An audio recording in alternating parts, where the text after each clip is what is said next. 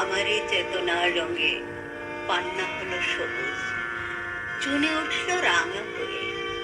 আমি চোখ মেললুম আকাশে, জ্বলে উঠল আলো পূবে পশ্চিমে। গোলাপের পানে চেয়ে বললুম, সুন্দর সুন্দর হলো সে। তুমি বলবে এ যে তত্ত্ব কথা, এ কবির বাণী নয়। আমি বলবো এ সত্য, তাই কাব্য। এ আমার অহংকার, অহংকার সমস্ত মানুষের হয়ে। মানুষের অহংকার পটে বিশ্বকর্মার বিশ্বশিল্প। তত্ত্বজ্ঞানী জপ করছেন নিঃশ্বাসে প্রশ্বাসে। না না না, না চুনি, না পান্না, না আলু, না গোলাপ, না আমি, না তুমি। ওদিকে অসীম যিনি তিনি স্বয়ং করছেন সাধনা মানুষের সীমানায়, তাকেই বলি আমি।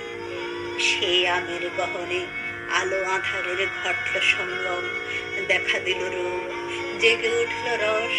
না কখন ফুটে উঠে হলো হাঁ, মায়ার মন্ত্রে, রেখায়, রঙে, সুখে দুঃখে। একে বলো না তত্ত্ব, আমার মন হয়েছে পুলকিত।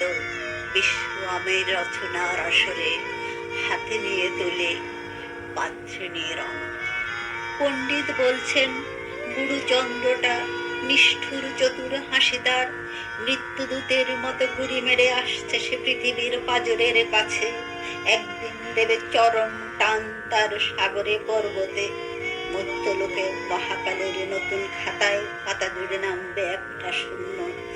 গিলে ফেলবে দিন রাত্রের জমা খরচ, মানুষের কীর্তি হারাবে অমরতার ভান। তার ইতিহাসে লেপে দেবে অনন্ত রাত্রির গানে। মানুষের যাবার দিনের চোখ বিশ্ব থেকে নিকিয়ে নেবে রং।